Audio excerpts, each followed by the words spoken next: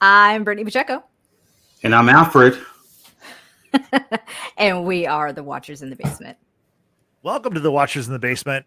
On last week's episode, Brittany, you and I talked about the Guardians of the Galaxy holiday special, which got me thinking, what other superhero movies have like holiday tie-ins? So I did a little bit of thinking on that, and I found out that, I remember like obviously Iron Man 3 has a Christmas theme.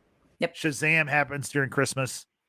But the movie that's the most Die Hard. Christmas themed Die Hard. superhero Die Hard. movie is, of course, Batman Returns, which it just so happens that Batman Returns came out in 1992. So we're still technically within the 30-year anniversary of the movie. So not only is this a holiday movie, we're also celebrating the 30th anniversary of Batman Returns. So, yay for us. Pretty proud of myself for finding that one. But so let's just real quick, I want to ask y'all, I'll start with you, Brittany. Do you remember like when you first saw this movie? Like, do you remember how old you were? I mean, you didn't see it in the theaters, I don't imagine, but like no, because I was 3 when this movie came out. Like, right.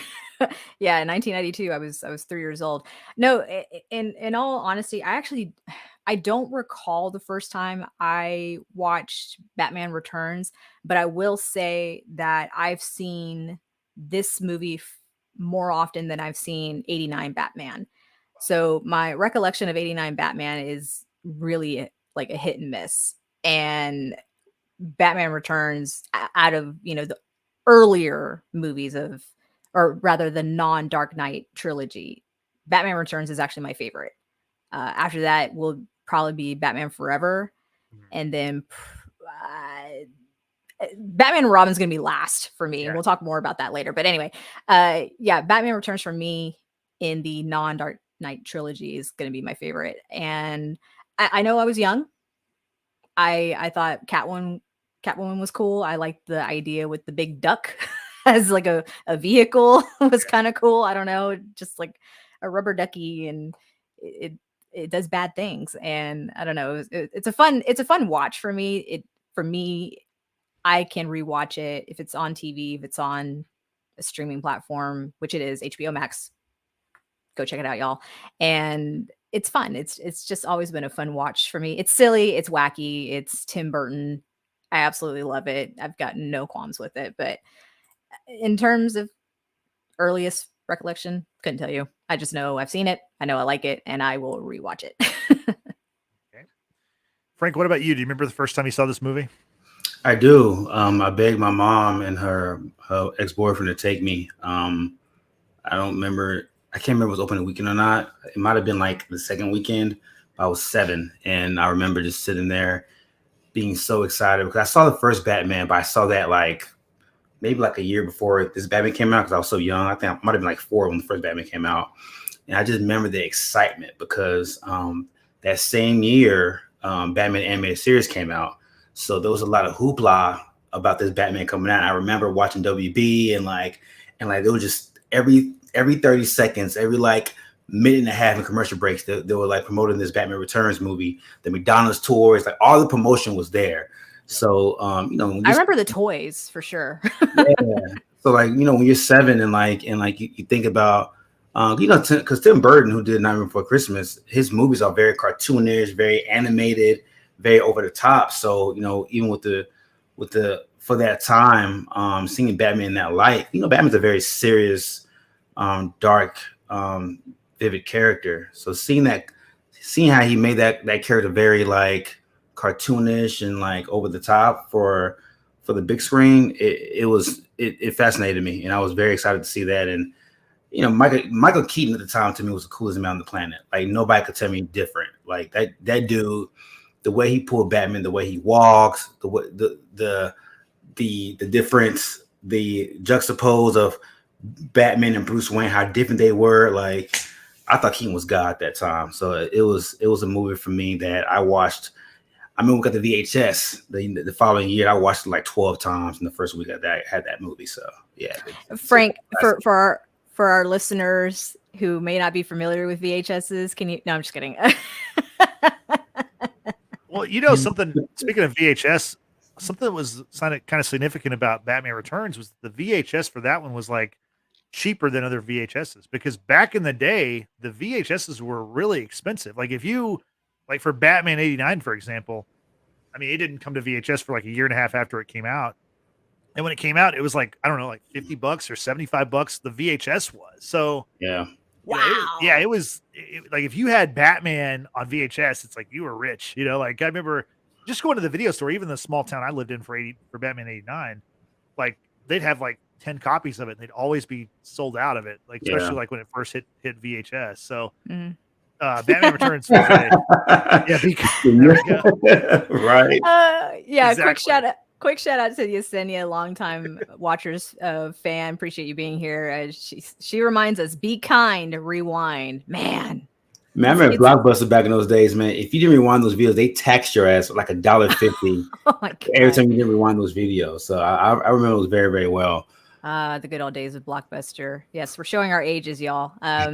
But she also says that her first introduction to Batman was through her cousin Myra, who was a babysitter at the time, introduced Batman to her. She was in the 4th grade, and she says she's loved Batman ever since. So that's awesome. Love it. I like this movie. I mean, it's a fun watch, like I said.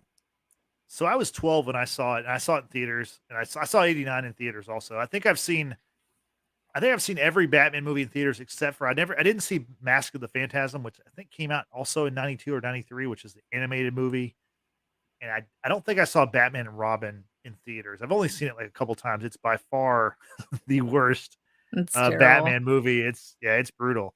It's pretty brutal. But I remember I was really excited about this movie because I loved 89. Like 89, I don't know, you just kind of had to be alive at that point and be at a certain age where you can appreciate it, because like Batman was like, no, I mean Batman was everywhere. It was like such a huge thing, and I was just gonna say I was barely alive, you know, in 89. Right, exactly. But like the Batman logo was like on everything, and it was like, I mean, everyone kind of was into that movie.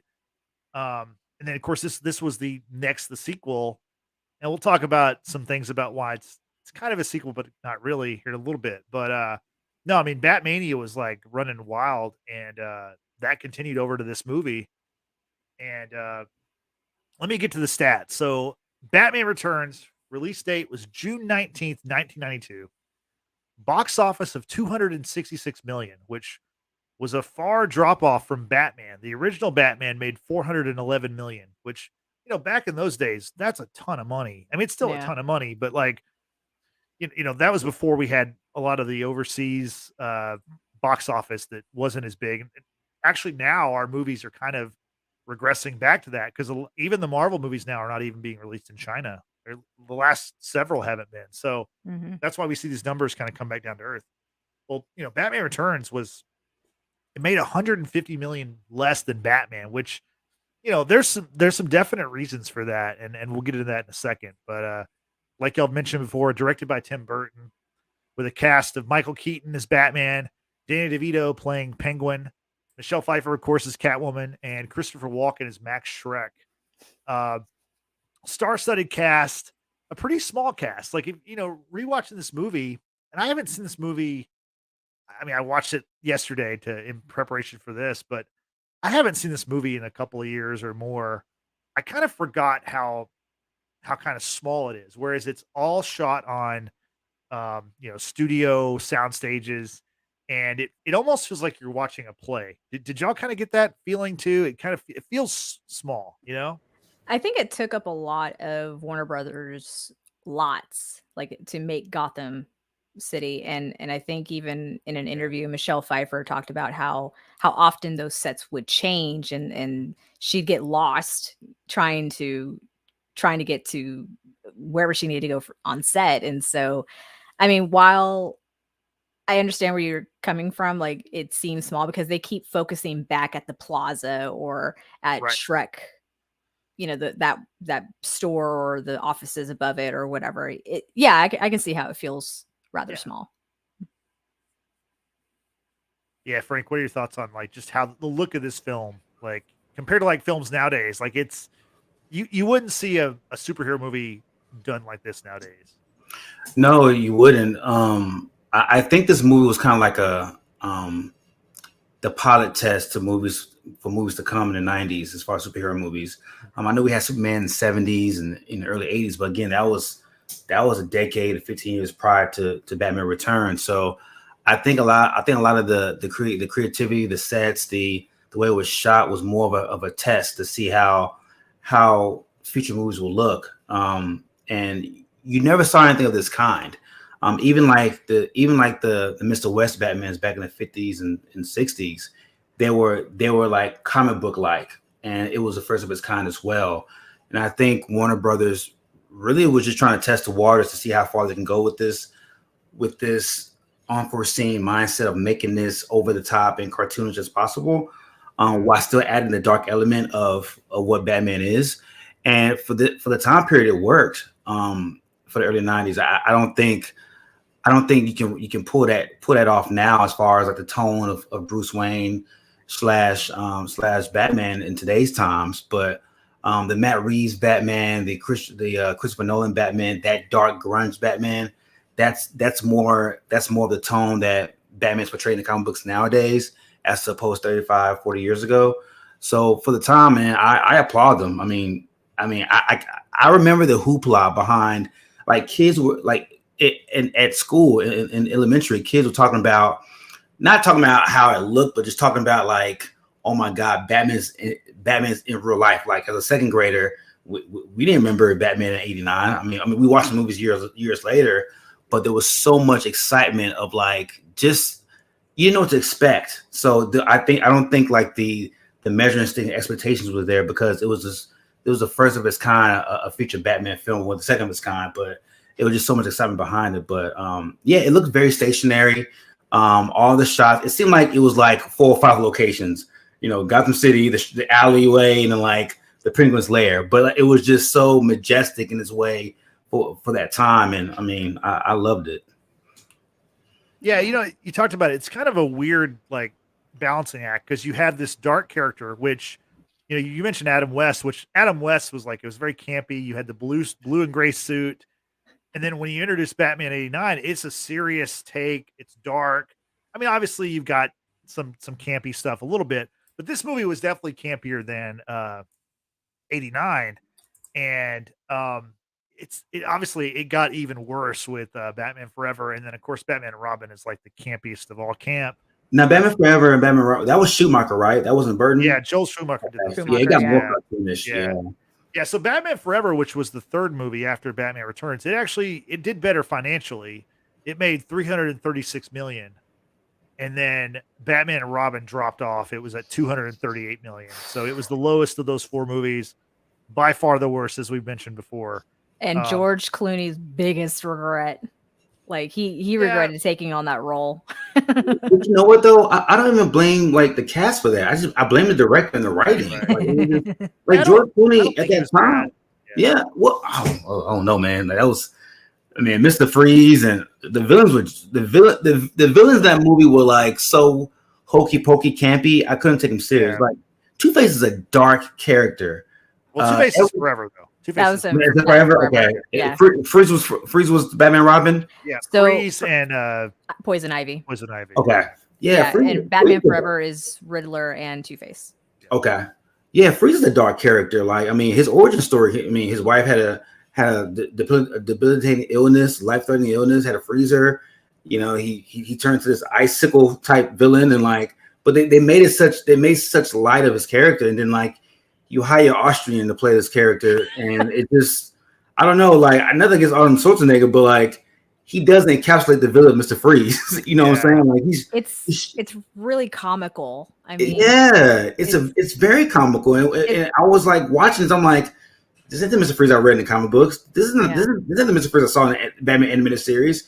He's bald, he's skinny, he's frail, he's sickly. Yeah. Like he has to live in that machine, the ice capsule suit to survive. And like they did whatever they could to make it the opposite for the movie, which I thought was kind of like weird. I mean, he's in a big like blue robe and wearing polar bear slippers, and you know they're singing to, I can't remember if it's some sort of Christmas song or not, but you couldn't take him serious, like even in that suit, because you hear the accent and all you think is get to the chopper, like that's all you can hear. It's it's not a tumor, like whatever, it's just like that's all I hear in my head, and I'm like, this is not good. This is But I don't think George I Clooney was digress. bad as Batman though. I think George Clooney was fine as Batman. I think because a lot of times people go, "Oh, he's the worst Batman." No, he was in the worst Batman movie. I don't know that he's. I mean, he might be the worst Batman, but like it wasn't like he was trying to be this terrible version of Batman. It just because of everything else. And these movies all have the same trend where they're all focused. They're hyper focused on the villains. And in fact, obviously in Batman '89, Jack Nicholson playing the Joker, he gets top billing over Michael Keaton, much like in Batman Forever. Rightfully so, though. Well, that makes sense though. He's Jack Nicholson, like rightfully so. But I mean, the movie's called Batman. Like, you know what I mean? Like, you're right. But when you hire Jack Nicholson, you know what comes along with that. Wait. I agree. Yeah, I'm going to divert. Then we're going to come back. Okay. Robert Downey Jr. was not the top billed cast member in Iron Man. It was Terrence Howard. So, and it's Iron Man. Yes. He's not. No, like his name, Terrence Howard name wasn't on the poster. It didn't say like Terrence Howard as like. He was the highest paid. He was the highest paid. He was the highest paying actor. The highest paid, right? Highest. That's paid. what I'm saying. But the movie is called Iron Man. What I'm talking about in the cast and when they run the credits, when they roll credits, they're gonna talk. Robert Downey Jr.'s name is ahead of Terrence Howard. That's what I'm saying. Where it's on Batman Forever, he still wasn't top billed. No, top billed is like where you're on the bill, on the like the poster or whatever, like your name. Or that's he what wasn't that means. top paid. You understand what I'm trying to say? Shut up. I do, but top paid is different than top billed. What I'm saying is the villains were the main focus of these movies, and this is no exception. Obviously, in this movie, you have two villains. You have Catwoman, played by Michelle Pfeiffer, and you have Penguin, played by Danny DeVito. Let's get into like I have mixed thoughts about this movie. Like as a kid, I liked it because I was a kid, but like later on, I was like, I don't know about this movie. And rewatching it last night, I'm like, I think what I felt a few years ago about this movie, I think I'm dead on still about it. But let's talk about like the things we liked about the movie. Brittany, what are some things that you love or like about Batman Returns? Well, real quick, I just want to say hello to those in our chat. Of course, Yesenia, once again, who's joining us. Also, Nadia, aka Little Monster, friend of mine over from Instagram. She says she loves Batman Returns. Michelle is her favorite Catwoman. And all the way from the UK, it's midnight over there. Nick and Claire, Walking with the Woods. We appreciate y'all staying up. Yeah. Appreciate it. Yes, this is a Christmas movie. Next will be Die Hard. I'm just kidding. So what I like about Batman Returns, it's again, as a kid, and you see like this giant rubber duck looking thing, and it's big and it's bright in a world of that's dark, black, white, gray kind of look. I don't know. And it's a very Tim Burton style of color scheme. He always is going to have like black and white stripes. Like that's his signature kind of look. Beetlejuice, the final outfit that Christina Ricci wears in Sleepy Hollow, et cetera, et cetera.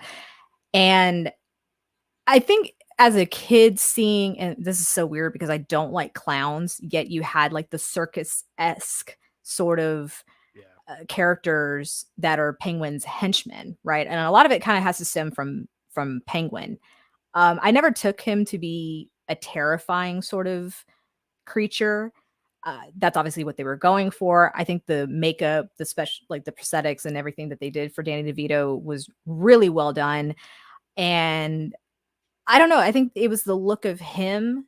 And then of course, seeing Michelle Pfeiffer as Catwoman in this like vacuum tight suit, yet she's still able to kick your ass and have the what do you call it, the whip, right? And I don't know, it's just a fun movie to me, and it's downright silly and whatnot, but I don't know, it's just I just enjoy the movie, and this it could have been set in any season whatsoever, but the fact that it's Christmas and it's supposed to be happy, fun, let's all get together and do great things. You have this other kind of side villain character that is played by Christopher Walken, who's just a legend in himself, right? But he's supposed to be Gotham's number one citizen, yet he does shady things, and everything that just unfolds and is exposed by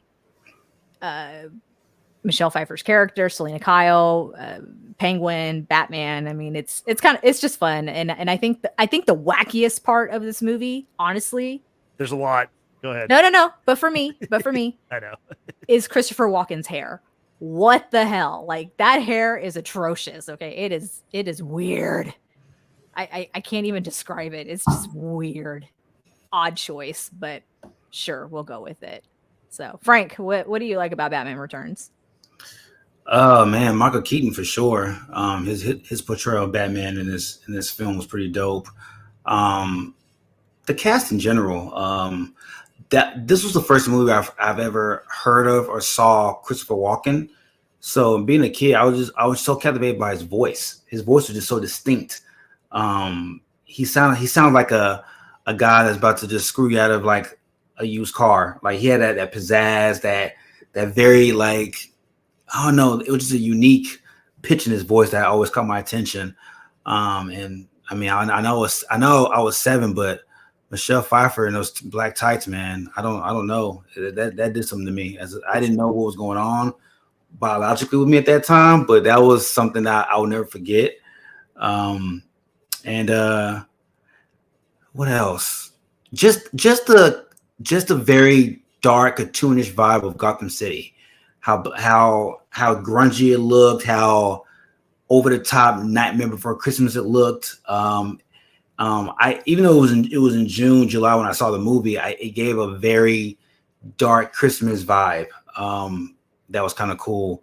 And Brittany, I know you said that Dan DeVito wore a lot of prosthetics. I can't really tell. I mean, from the prosthetics there and Dan DeVito in person, it wasn't that far-fetched of a difference. That's messed up. Like, the flippers, his hands, as flippers, the nose was extremely long. That was not real. Of course, he's in the bodysuit, which, is not very flattering.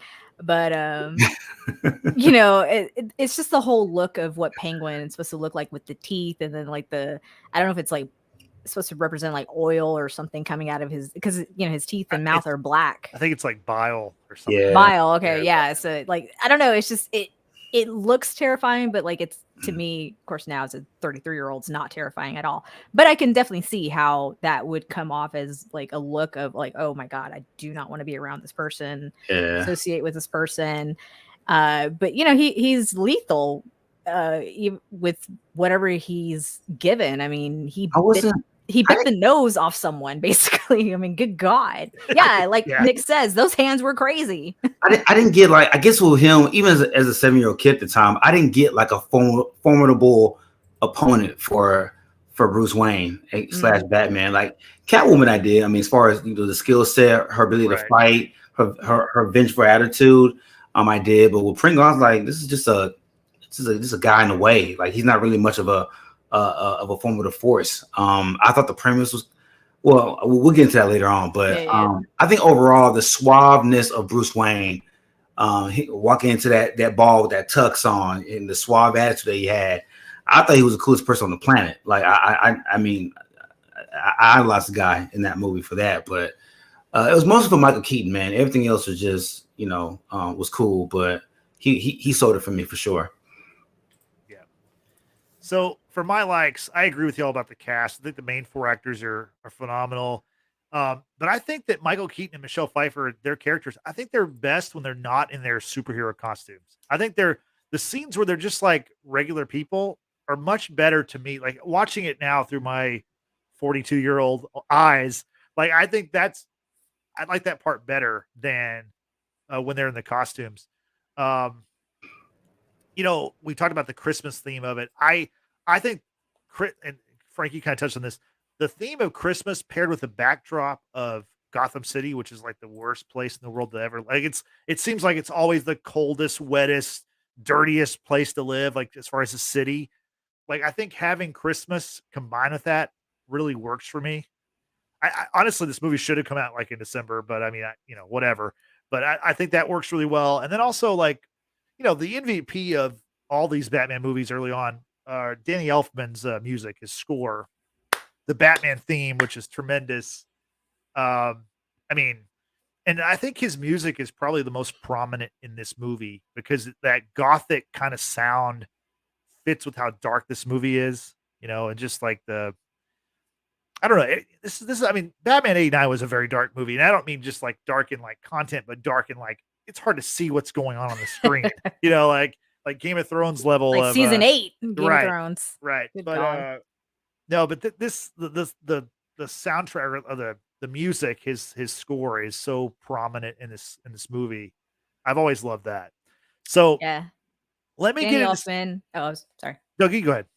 I was just gonna say Danny Elfman and Tim Burton have always worked together. I mean, Danny Elfman, of course, has done scores for other movies that we've watched and love, but I think Danny Elfman shines brightly when he's in collab with Tim Burton. I mean, they recently just did the Wednesday on Netflix, and if y'all haven't checked out our review on last Wednesday, be sure to check it out. I'll drop a link in the description box down below as well, and in the chat. Amber from All of Amber's Wands, our fellow watcher, is in the chat. She joined us on the Wednesday pod along with Tristan. Fun pod, fun watch.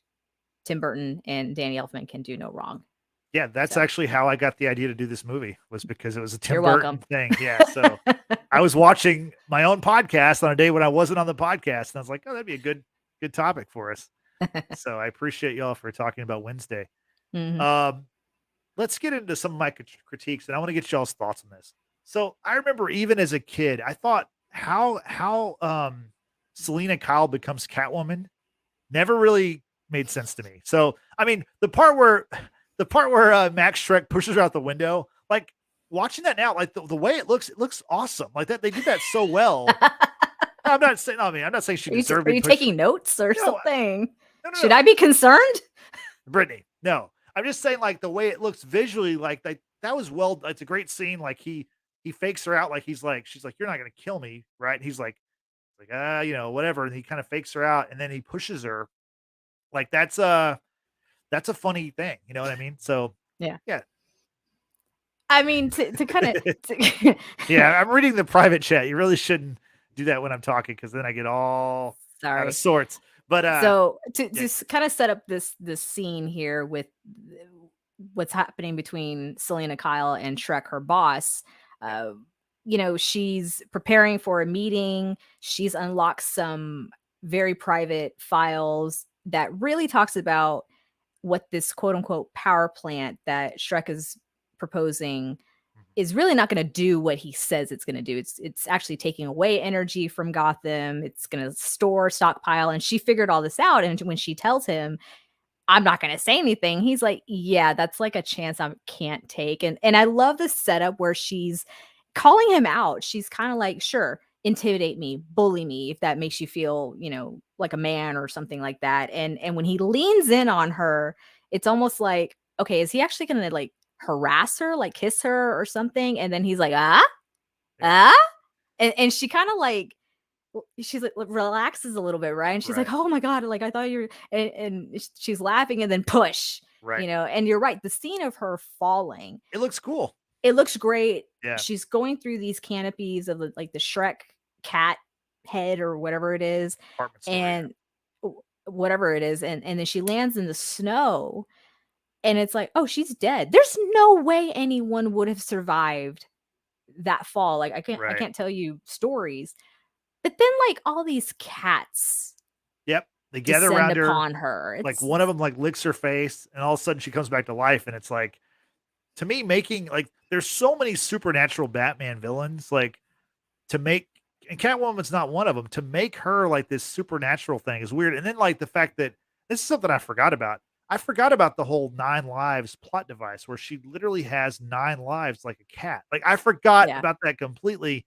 And as you're watching this and she's like keeping track of how many times she's died, I'm like, this is just not, it's not good. Like I don't like that part of it. Like I don't like the part of the cat like biting on her finger. Well, like, right. Is that what's causing her to turn into like this Catwoman persona? Like it's like you get bit by a rat, now you have rabies, like, or you know what I'm saying? Like it's such a strange. It's like Spider-Man, but weird. Yeah. I mean, not that like, I mean, obviously, being bit by a spider isn't going to give you superpowers, but whenever you understand that like that, like it's okay. But with Catwoman, yeah. Frank, what are your thoughts? You know what that felt like? That felt like Tim Burton and like the writing crew was in the boardroom, and like it's like February 28th, and like Warner Brothers sends an email, hey, by March 3rd, we need this script put in so we can start shooting. And they just smoked a bunch of ganja and came up with that ending and submitted the script 2 days before it was time to submit it, and came up with that. That's what it sounds. There's no, you can't explain this to me. There's no way in blue hell that you've sat there for a year writing this script and that was the best that you came up with a year of prep time. There's no fucking way. There's no way. And Tim Burton's coming off of Nightmare Before Christmas, so he's probably still in that Nightmare Before Christmas high. Like, dude, I just made this dope ass claymation animated film. Y'all motherfuckers can't touch me. I'm just throwing some bullshit, and y'all gonna like this shit because I'm the one that created Nightmare Before Christmas. When I was 7, I was like, okay, I don't get it. All right, she fell out a window. Should have broke her neck. Should have died. But a couple of cats lick on her. She becomes Catwoman. Okay, I can roll with it. I'm just happy to see Michelle Pfeiffer. We watching this shit like the last week and watching it. I'm just like, bro, how did they swing this? How did adults take this and just accept it? Like adults our age back then, 30 years ago. How do you watch that movie and accept that origin story? Like that's amazing to me. Yeah. I don't get that. Yeah, it's really strange, especially with people who are, and this is no disrespect to anyone who loves cats, but it's like if you have a lot of cats, which is a clouder, that's what I learned is called a group of cats. If you die in your apartment or wherever you live and those cats come on you, you're gone. Like you're really gone. Yeah. Yes, you have no chance in hell. Yeah. Oh man. But like watching that was kind of like watching like, let's say Iron Man was created 30 years ago, right? Iron Man 1. And let's say Obadiah, that's the villain, right? In Iron Man 1. Yep. Let's say Obadiah like throws Iron Man out of a window, right? And he hits like a magnesium iron fence, and like a bunch of magnesium goes into his body, and he becomes Iron Man after that. That's kind of like how you portrayed Catwoman, like in this film. Like it makes no sense at all. Catwoman is an acrobat. She's a literal cat burglar. Yeah. Like she's trained all her life to be this cold acrobatic fighting machine, and you don't have any of it. Like they don't even explain like the fighting moves. Michelle Pfeiffer was like a damsel in distress character in Act 1 of the film, and becomes like this fighting machine towards the middle and the end. Like she's rivaling Bruce Wayne. Like you're not explaining any of this shit, dog. Like how did she learn how to fight? It's like the fall unlocked that part of her. Yeah, she was a meek secretary, right? She's a meek secretary assistant. Who she dies, and then when she's reanimated, she's like this different person, right? Which, I mean, I guess I can roll with that. But then the part that like she can, like she's like some zombie who can die and come back like instantaneously, like that's the part that like rewatching it, I'm like, man, that just doesn't work. They needed something else, like maybe not have her die 8 times, like that was kind of silly. But anyway, I digress.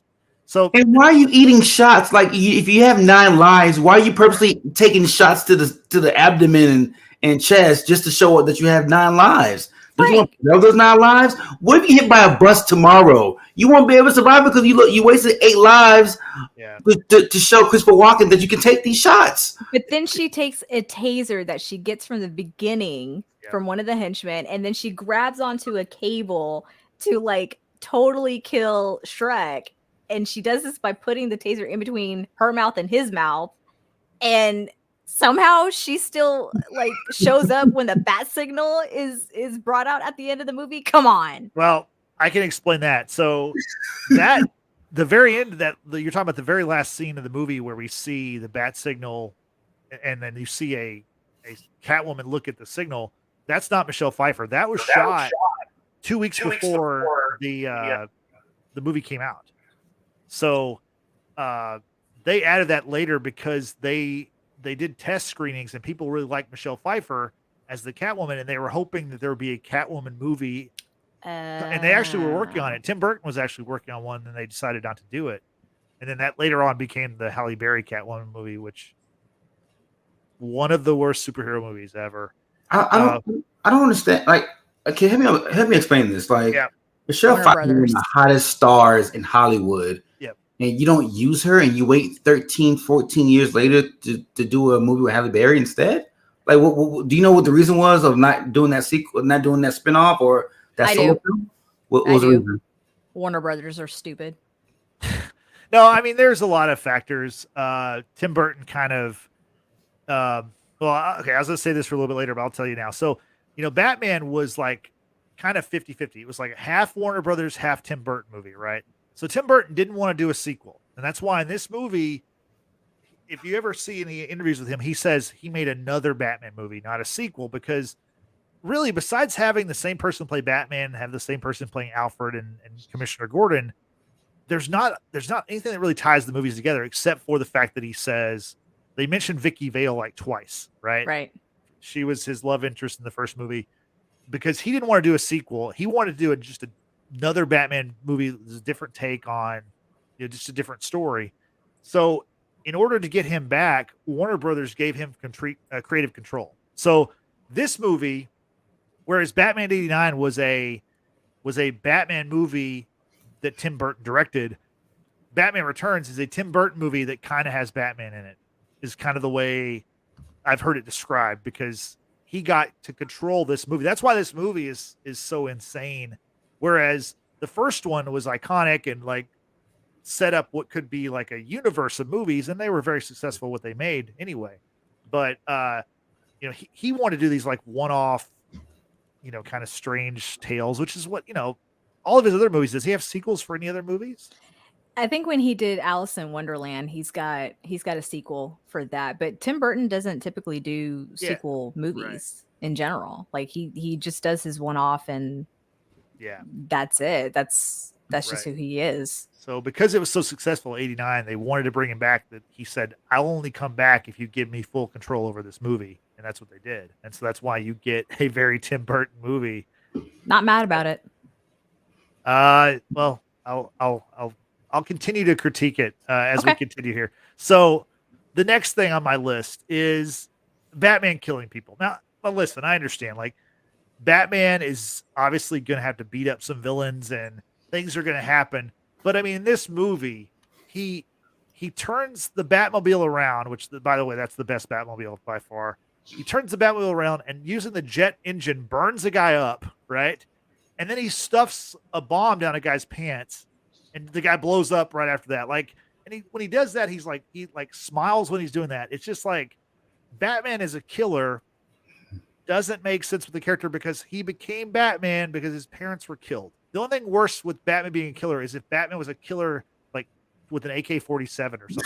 It's like, he doesn't, which there are Batman versions in the comics where that's the case, where he's a gun-toting vigilante, but like, is he from Texas? Yeah, here it's cool. Hey, you can be open carry. I mean, you'd probably get in trouble for Batman if you're wearing like the mask and the cape or whatever, because they think you were, whatever. But no, like that's always something that kind of like stood out to me, because Batman killing people doesn't really make sense. Not that you can save everyone, like in Batman Begins, there's that great scene at the very end where Christian Bale is fighting with Ra's al Ghul, and like he could save him. He says, I'm not going to kill you, but I don't have to save you. Right. Which, you can quibble about, well, is that the same thing or whatever, but I that makes more sense than just openly like stuffing bombs down dudes' pants and killing them. What do y'all think about Batman killing people? Are y'all okay with it? Like, did y'all notice that in this movie? Cause it really stood out to me in this movie. I noticed it as an adult. I didn't notice when I was a kid. Yeah. I think I laughed when he put the bomb in the dude's pants and blew him up. But as an adult, I was like, that's not supposed to happen. That's off. That's weird. That's totally against Batman's mantra and ideology. I don't know. The older I get, man, like I think we kind of let Tim Burton off the hook a little bit, well, a lot of it, because for this movie, I don't think he did his research, or if he did, he just totally ignored what the essence of Batman really is. And I don't just think he said, cared. I don't think yeah, I think he just I wanted to think, make he wanted to make his movie, and then if Batman's in it, cool. If he's not, cool. You know, like he didn't care. and like the movie does not age well. I mean, it does not age well at all. And when you watch it, you realize how so way off the villain's origin story, Batman's mantra, how so off base it is for this movie. But I think we were just so starved for another Batman movie during that time. Batman could have been in a clown suit, driving down Gotham, going to Metropolis and fighting Superman as Bozo, like, and we would have been happy because it's Martha! it's 92. It's the second ever Batman movie. We just starved to see this come on the live screen, on the big screen. It would have sufficed, and I think Tim Burton knew that. And there wasn't much to compare to. There wasn't any other Batman series to compare to outside the one that came out 40 years prior, a TV show. So he wasn't going to face much media scrutiny for what he created. In 2022, he just DC. He's what DC is now, and he would have been just a step ladder to what the MCU is today. So, Brittany, what's your take? Batman killing people. It's honestly something I didn't notice, which is funny because I mean, out of DC, not that I'm a huge DC fan because I'm not, but I do like Batman, and I like Batman because of Michael Keaton, because of this, movie in itself. And even as a kid, I don't think I really understood the ideology of Batman and mantra and everything that Frank just explained. So for me, I just accepted it as what was presented to me, right? Like if Batman can avoid killing someone or hurting someone, like he's gonna do it. But it's like kind of, whatever it takes at the end of the day, kind of mentality in my head, even now as an adult. It's not something that really bothers me, and that's probably because I don't have the grasp of Batman lore like what Frank and many other fans out there would. So for me, on the surface, I just kind of take it for what it is, and it truly just doesn't bother me. And that may be because of the fact that with all these other superhero movies that we've had since the era of the Tim Burton Batman, all these superheroes have had to make those decisions of, okay, am I going to hurt you, or am I going to kill you, or am I going to leave you alone, kind of thing. So it's just kind of, I think I'm a little bit more desensitized to it. Yeah, to me, it's just it's like he gleefully killed that guy. Like that, to me, that's not Batman. Like Deadpool, that's Deadpool. Deadpool does that, cool. Like, well, great. I think too, but talk about the person that he's smiling at is this man who basically said, like, hit me. He's supposed to be like a really strong guy, and it looks like, he's got inches on and weight on Batman. It's like, Batman does a 1-2, but like nothing happens to the dude. What? Shut up. Stop it. I just realized what I just said. Sorry. Well, hey, for this movie, that's pretty appropriate. We'll get to that in a second. But oh my God. Yeah. Anyway, but you know what I'm saying? The dude is a heavyweight compared to Batman. And, when Batman tries to, fight him, nothing happens whatsoever until Batman outsmarts him and has the bomb, wraps it around, his waist. And then he's like, I got you. In other words, like, you didn't think I could get you, but I got you. Everything I'm saying right now really sounds wrong. Justin, please start talking. Well, okay. So my next thing is the Red Triangle Gang, right? That is Penguin's henchmen. Okay. So the last movie in Batman 89, the main villain is the Joker. He's a clown, right? So in this movie, you have a bunch of clowns, and they're circus performers. They're dressed as clowns. Many of them are. And my thing is, what's the deal with Gotham City and clowns? Why are there so many clowns? It's like, if you're down with the clown, you go to Gotham. I mean, even like the circus and clowns are such a huge part of Gotham City, especially these movies. Even in the next one, that's how we get Robin. Obviously his family, the Flying Graysons, they're gymnasts or whatever. They die on the trapeze and at a circus, which, Batman is there watching as Bruce Wayne. To me, it's like, do they have to be clowns? Like, you just fought a clown in the previous movie. It's like clown overload for me. Not a sequel, bro. It's a totally different movie, dog. Like, it's still clowns though. Like, nope. Frank makes a valid point. This stands alone. It's a Tim Burton movie, man. Nope. The first one was Warner Brothers. This is Tim Burton right here. It's a Tim Burton movie. Tim Burton universe, baby. I can't wait to see Batman versus It because they're both Warner Brothers properties. Like, let's make it happen. We had Batman v Superman, Batman v It. Bring it. Why not? I'm with it. He fights all the clowns. Brittany, do you have any take on the clown? Like, did you notice all the clowns? Like, I don't like clowns. Okay, yeah, I don't like clowns, and it's because of the movie It. I do not like clowns. Right. But I think I saw It much later after Batman Returns, so I wasn't, you know. And you mean It the mini series on TV? Because the movie came out like in the 2015 or 16 or 17 or whatever. Yeah, I'm talking about the original It. I'm talking about the Tim Curry It. Yeah, the mini series, a TV mini series. Oh, whatever. I saw that as a child, and that forever scarred me. But that was after Batman Returns. No, to me, I don't think I desensitized, or that wasn't my focus, was the clowns. What I really enjoyed were the penguins, like all the real life penguins that they actually used in this movie. You have the emperor penguins, like the really tall ones, and then of course you have the animatronics, what have you. I think I was a little bit more fascinated with, like, wow, how did they get so many of these penguins, and to wear the little like armor and with the blasters, the rockets and the bombs and stuff. Like, I thought that was actually really cool. Like, even rewatching it today, I'm like, damn, like that's really cool that they trained these penguins, or the penguins like allowed them to put that stuff on them, because I can't get Luna into anything like in a like a shirt or a little hoodie, put little booties on her paws. She's like, no, I refuse. So I think for me, that's what fascinates me more over than clowns. Not all the penguins were real. Like, they're not. They're not. So there's some there's animatronics. I know that. Yeah, animatronics. There's some little people that were dressed as clowns also. So but still, no, it's still they did bring in live penguins from England, and like they had their little area, and it was super cold, and the studio had to be super cold. And I don't know. I think to me, when you have the opportunity to work with animals, I don't know. I think it's just cool. It's fun. Yeah. So my last big thing with this movie is it's just a Tim Burton movie, like the Tim Burton of it all. You know, it's a strange movie. It's a strange direction to go for a sequel. It's a movie that was marketed to kids because it's Batman. And, you know, like you had the Happy Meals and the toy, the McDonald's stuff and all the commercials.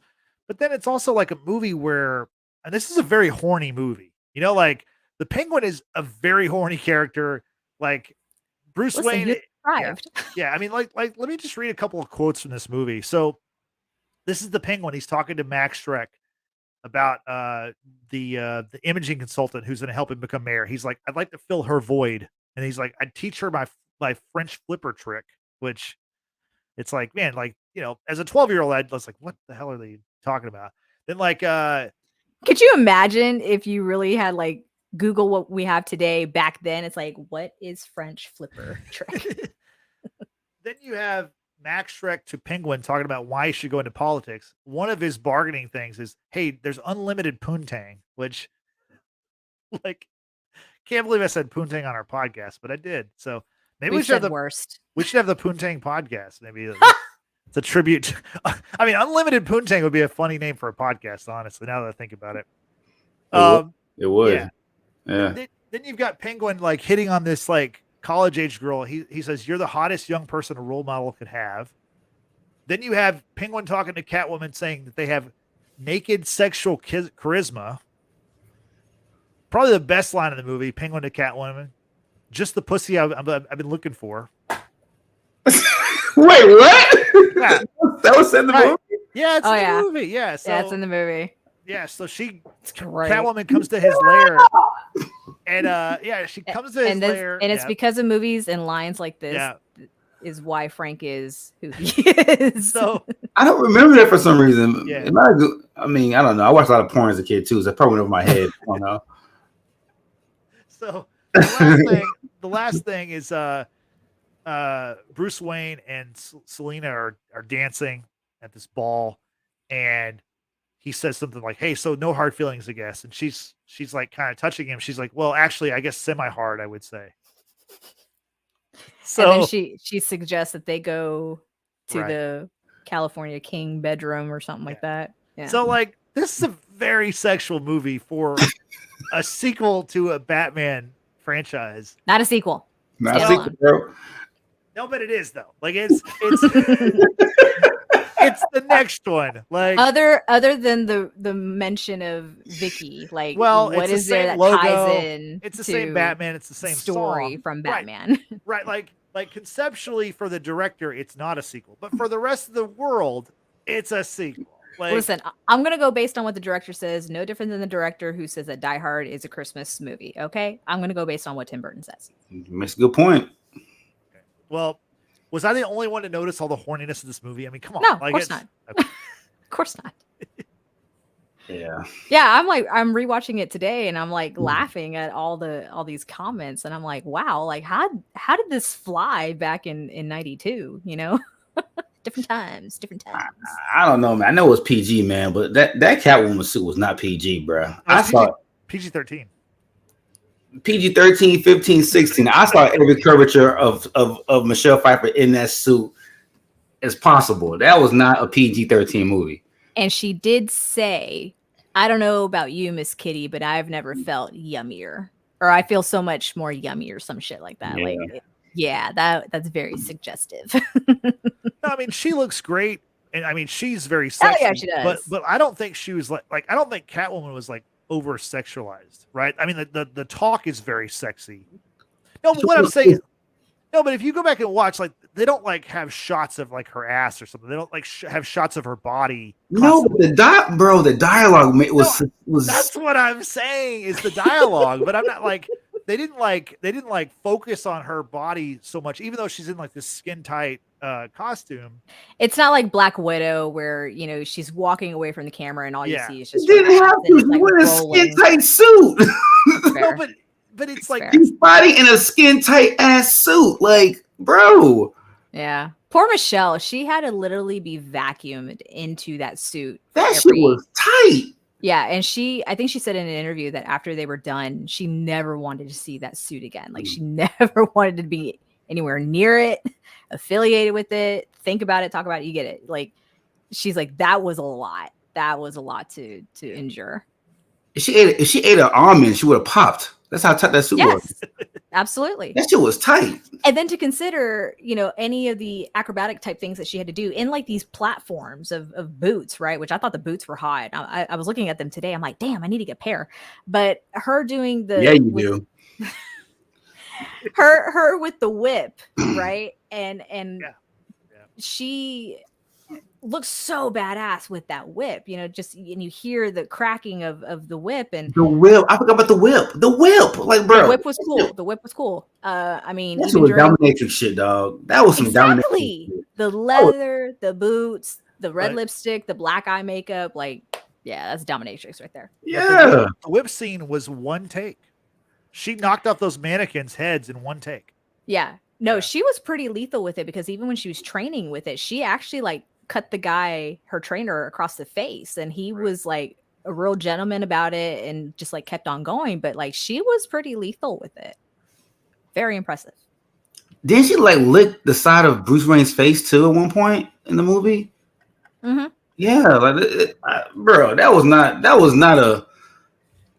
for kids, dog. We should be watching that shit. I mean, and then what Justin said earlier about Penguin addressing the young potential voter, you know, saying that she's like the hottest, whatever, and he's like, let me put this pin on you, this button, and he's like, you know, groping her or soft core groping or whatever. Yeah, like, no. It's just very disturbing. Yeah. It was soft core, bro. It was soft core. It was soft core for sure. Yeah. Did y'all notice who the first person you see on screen in this movie? Do you know who that was, Brittany? Yes, that was Pee Wee Herman. Yeah, Pee Wee Herman. So that was a callback. That explains everything. Right. Like, this was at a time when Pee Wee Herman was you know, in some trouble for having a little bit too much fun in adult theater. Yeah. Yeah. So I remember that. He was like beating off in the theater, right? Yep. Yeah. I do remember that. And it was during Batman Returns. No, I'm kidding. It wasn't Batman Returns. Wow. He's like, this is a horny movie. Like, honestly, in fairness to me, like, come on, look what they got on the screen. Yeah. Yeah. No, it's funny because I knew that like a few years ago when I was watching it and then rewatching it today, and I just laughed. I was like, oh my God, they actually got Pee Wee Herman to be the father to Penguin. And it's, it's just wild. It's just wild.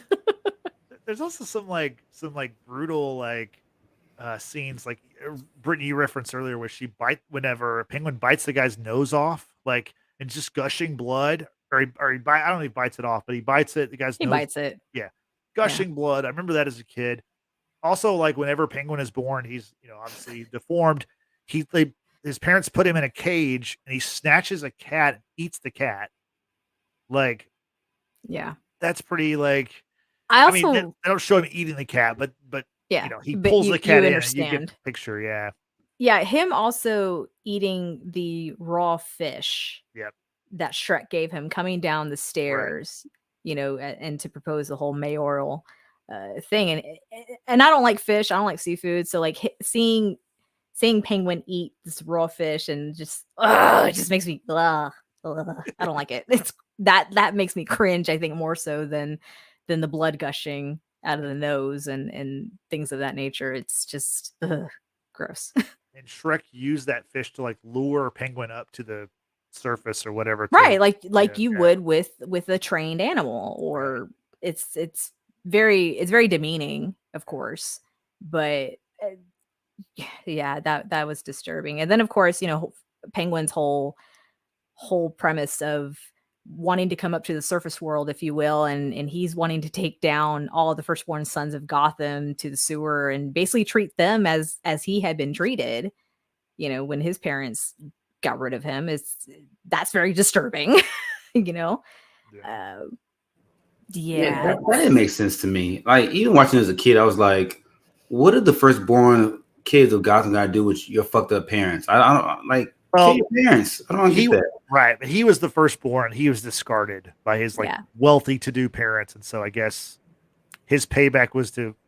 Yeah, you're right. It doesn't really make a lot of sense. It's kind of, it's almost like a biblical sort of take where you have the plagues of Egypt, if you will, and one of the plagues was the death of the firstborn sons if you didn't do God's will. So it's a big stretch. I can make the connection.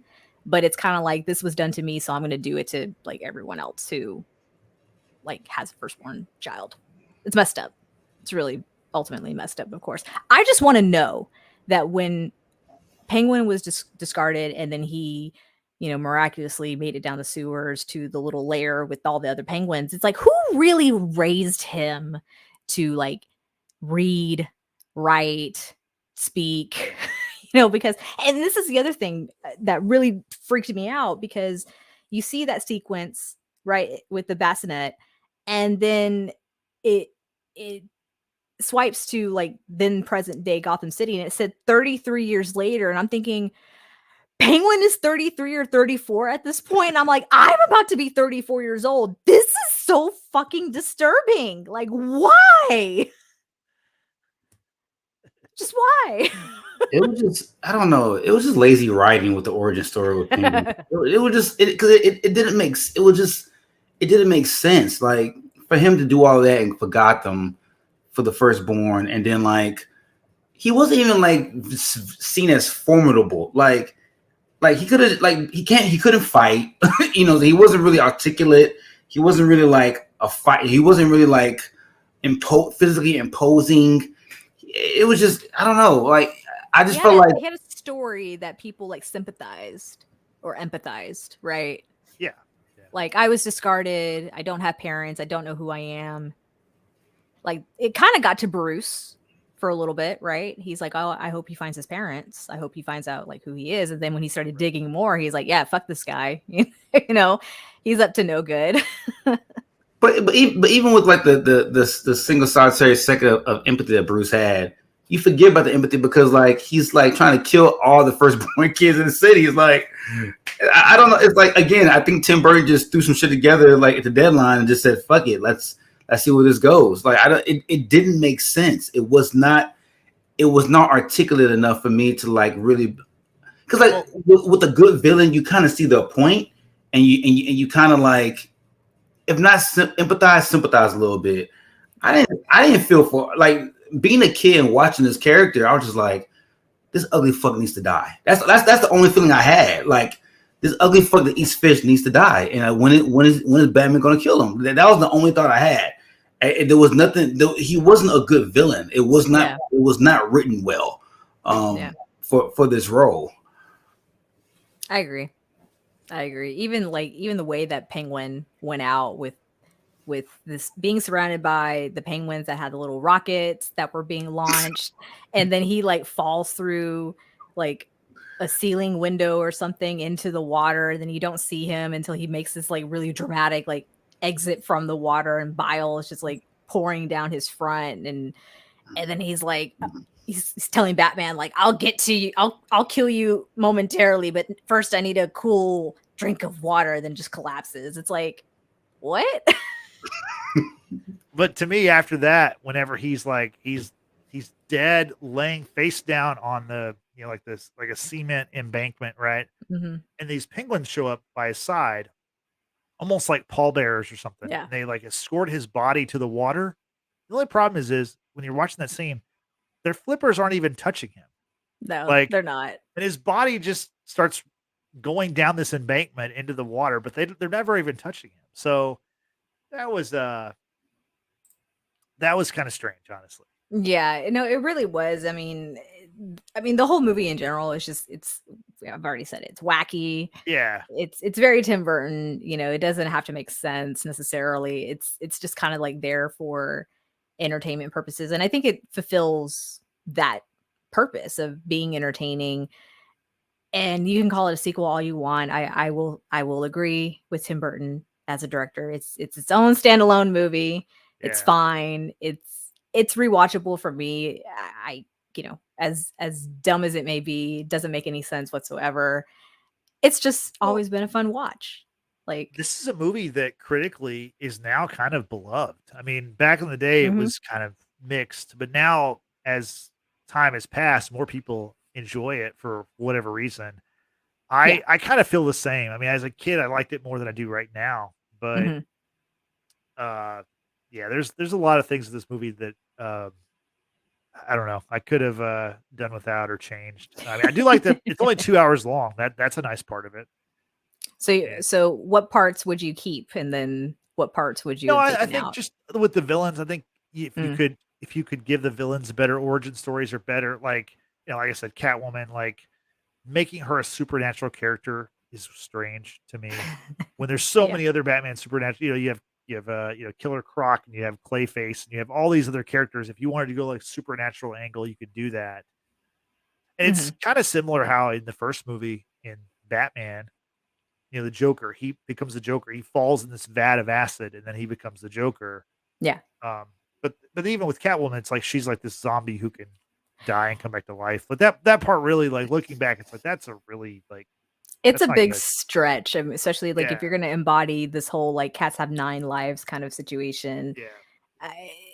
It's really far-fetched. But then again, we watch these movies, these superhero movies where aliens come from the sky and like with a snap, half the universe is randomly eliminated, and so I just kind of take it with a grain of salt, and it is what it is. I mean, it's all make believe. I get it, right? But I think that you could, even in make believe, you have to establish like rules of the world, and that kind of breaks it. And one of the scenes about Catwoman, I was doing some research about this movie that I didn't remember before I rewatched it, and I didn't know that this was true. But the scene where she puts the bird in her mouth, she really did that. Yeah. That was a live bird in her mouth. Yep. Like, that's crazy. I can't imagine. These actors can commit.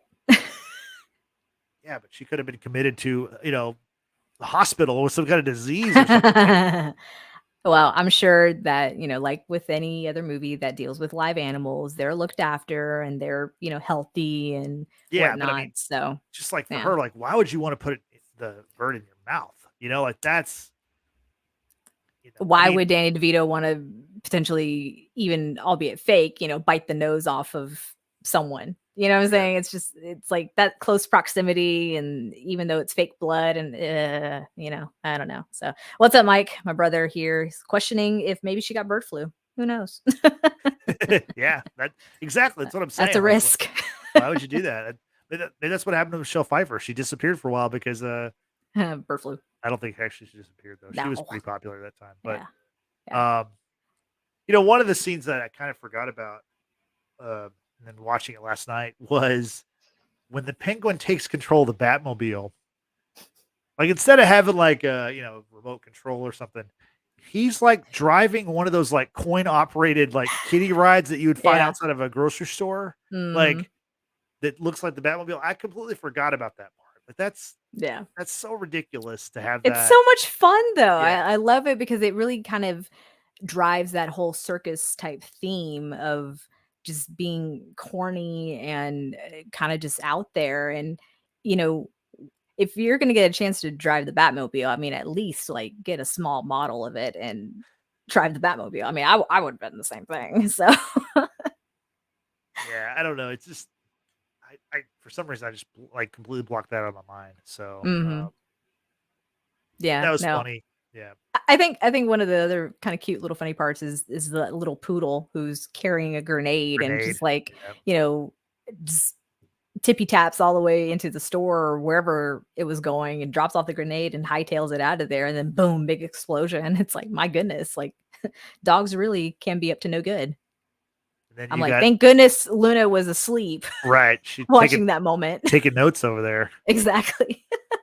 Then you have the monkey who's like carrying the note from Batman from Batman to Penguin. Like, that was so. I read about the monkey that was actually really difficult to shoot because the monkey was genuinely terrified of Penguin's makeup. Yeah.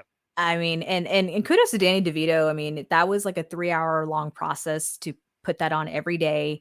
I think he rigged the trailer or whatever to play movies so he can watch them in the reflection of the mirror. And then, to sit through all that. And then he actually stayed in character in between takes. And that's something that actors do, method acting, what have you, which I think is awesome. But, when you're committed, you're committed. And I kudos to Danny DeVito for doing that.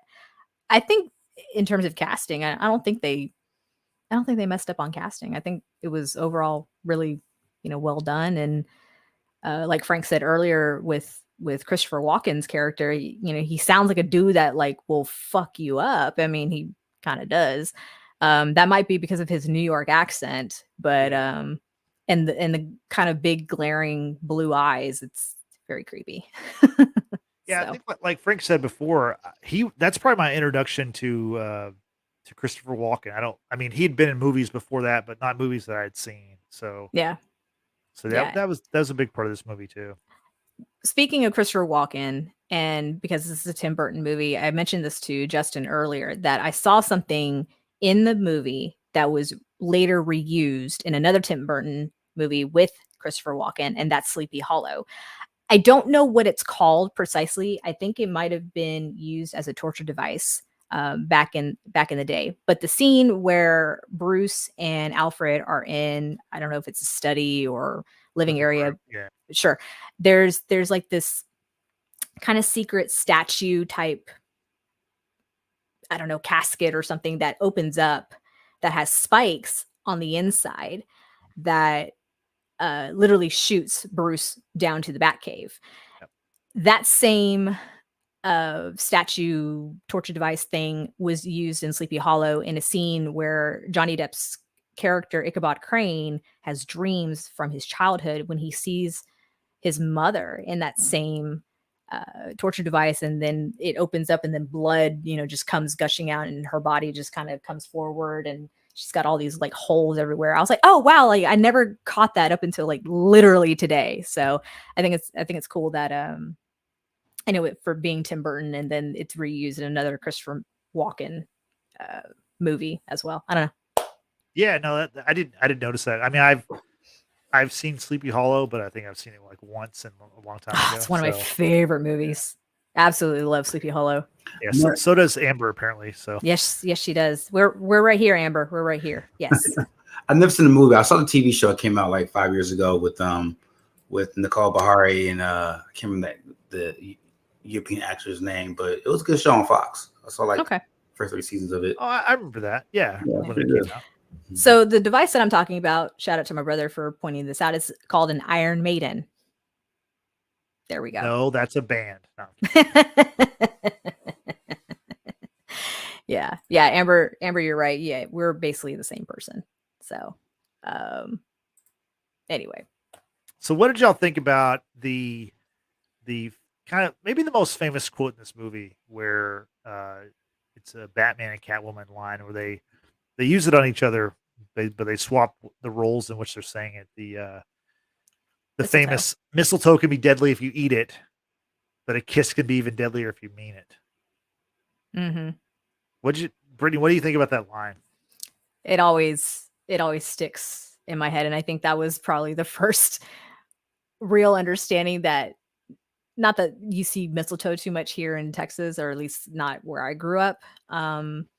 It was a good warning of don't eat the mistletoe. Who says you can't learn things from movies?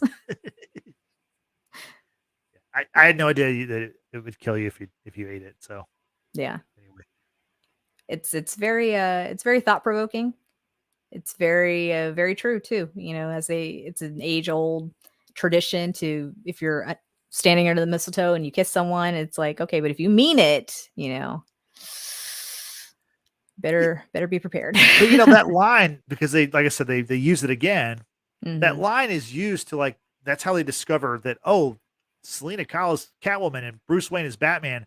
Right. But like watching this movie last night, I'm like, this is late in the movie. I'm like, don't they already know this? Like, I mean, it seems obvious because like Catwoman gets Bruce in the side with her claws, and then like they're together and she's like going for that. And he references that. You can tell he's like, oh, this hurts. Like, to me, it seems very obvious that they already know that. And I'd forgotten that they don't know until they say that line to each other again. Yeah. Frank, what are your thoughts on that? Like, as far as like, it seemed like late in the game when they finally go, oh, you're also Batman? Like that, to me, it seemed late in the game. That part was kind of lame. Again, that was Tim Burton not doing his homework. Like, this is supposed to be the world's greatest detective, and you don't know that this chick that you've been fawning over for 2.5 hours in this movie is the same chick that stabbed you in the fucking belly as Catwoman. Like how do you not know this? And that's one thing I did not like about this movie, was like the detective aspect of Batman was totally taken out of this movie. Like, Batman is portrayed as this handsome playboy philanthropist, like, not to be confused with Tony Stark. Yeah, but like, it's just like the essence of Batman, of him being this cold ass detective and guy who is 9 steps ahead of the, you know, the police and everybody else. You didn't get that in this movie. You don't really get that in any of the Batman movies that Schumacher and Burton did, and that aspect I really missed. But I thought it was kind of stupid, the whole not knowing to the mistletoe line. I was like, bro, really? Like, you're supposed to be the dude and you don't know who this is? So, well, the thing is, Bruce is so in love with her, with Selena. Mm-hmm. Like, after she comes back, everybody, every fucking Batman movie with somebody new. This is like it was Val the first movie. This movie was her. The third movie was who was George Clooney in love with? Some chick as well. Yeah, I can't remember who it was. Not Poison Ivy. Well, I mean, in Batman Forever, Bruce is in love with Chase Meridian, the doctor, played by Nicole Kidman. Yeah, Nicole Kidman. Okay. And then it's just dude's a fuckboy, man. He loves everything that he lost. Like he's just anything with boobs that moves. Get it? But he's so in love with her that he forgets things. Like, for example, early in this movie, the first time Batman meets Selena Kyle is when he saves her on the side of the street. And so later on when they meet, when he's Bruce Wayne, like Max introduces Selena to Bruce and he goes, oh no, we've met before.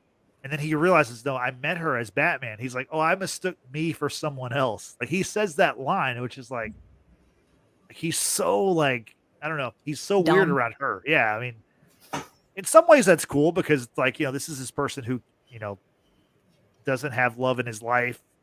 I guess, because obviously what happened with his parents. But I don't know. It's such a crazy movie. Like, it's fun, but it's also just like when you go back and really look at it, it's like, man, this movie's like pretty strange. And Yeah, like nowadays, they definitely would not make a movie like this. No, They would not. no. Yeah, it doesn't work with the rest of the universe that they're trying to create. But then, like I said earlier, with the Batman Forever and Batman Robin, they take that camp and go even further. So I don't know. It's a very strange movie, Batman Returns, and it's one of those movies. Like I said before, like I have a lot of nostalgia for it, but not necessarily for the movie. For a lot of there was like a video game on Super Nintendo. I remember playing that. Like there was the action figures and like even the McDonald's stuff. I have nostalgia for that and like just the Christmas theme, but the movie itself, when I really sit down and watch it, it's like, man, this is kind of a tough watch for me. I think for me too, what's going to be interesting as well, because I know Michael Keaton is going to reprise his role as Batman. We hope, for this Flash movie, and I kind of want to see if he does appear in this film, like what ideology or what vibe is he going to be like. I can't see him in 2023 or 2024 adopting this Tim Burton vibe for the Flash movie. So I kind of want to see what this older Batman is going to look like if he does reprise that role as the Batman Beyond character of Bruce Wayne. Yeah, no, Fred, that's a good point because, back in the day, once they made Batman Forever and Val Kilmer became Batman, we thought that Michael Keaton was done playing Batman. So his last appearance was in 1992. But since then, recently he was in Batgirl, which has been canceled. So we probably will never see that ever come out. He was supposed to be in Aquaman 2, but they've done reshoots, and apparently now Ben Affleck will be playing the Batman in that movie because that movie's now been moved ahead of the Flash. And then, of course, in the Flash, I mean, initially he was a big part of the movie. Now they've done some reshoots, so I don't know what's going to happen with that movie. To me, I can't wait for that movie because that movie is going to be bonkers for so many reasons. But I mean, if for whatever reason they cut Michael Keaton out of that movie, I can't imagine, like, even 5 years ago, if you told me, oh, Michael Keaton's going to be Batman 3 more times, but we're never going to see any of that stuff, that's crazy. I would not believe that. There's a possibility that could be true. So we'll have to wait till June to find out when The Flash comes out. Yeah. So Brittany, do you have any thoughts on that? None whatsoever. None whatsoever. Okay. I just know. I mean, we're talking about like all the other iterations of Batman, and I don't like Ben Affleck. I don't think he was a good choice for Batman. But I digress. Well, speaking of Batman, it wouldn't be a Watchers in the Basement show if we didn't have some kind of rankings, right? So, Brittany, if you wouldn't mind, these are the rankings I did back when the Batman came out back in March. So let's throw those up one more time. We can talk through these real quick. See if y'all agree with my rankings. Stand by. Yeah, it's okay. So here we go. My live action solo film Batman rankings. Now I say live action solo film because there's been a Lego Batman movie. I'm not counting that. There was the Mask of the Phantasm animated movie. Not counting that. And I'm also not counting Batman v Superman because to me, that's not a Batman movie. That's not a Superman movie. That is like a pre-Justice League movie. So it's not even a good movie, so we won't talk about it. One day I'm going to sit down and do like a 7-hour pod about Batman v Superman because I have so many thoughts. And I think we are going to lose all of our subscribers if you do that. I'm sorry, but I have to. No, it's for my own mental health. Honestly. Absolutely not. I forbid it. But those are my rankings. So I've got changing all the passwords. Number 1, my rankings: The Dark Knight. Number 2, Batman Begins. Number 3, The Dark Knight Rises. Number 4, The Batman with Robert Pattinson. Number 5, Batman 89. Number 6, Batman Forever. Number 7, Batman Returns. Number 8 is Batman 66, which I will probably never watch again. But and that just goes to show you how little I think of Batman and Robin because it's dead last. And if the Lego Batman were thrown in here, and if Batman v Superman and Mask of Phantasm were part of this, the Batman and Robin would hold down that bottom spot. It's got the bottom forever. I mean, in the future, when they make their 700 Batman movie, if I'm still alive by some cryogenically frozen, whatever hologram way, I will have that movie at the very bottom.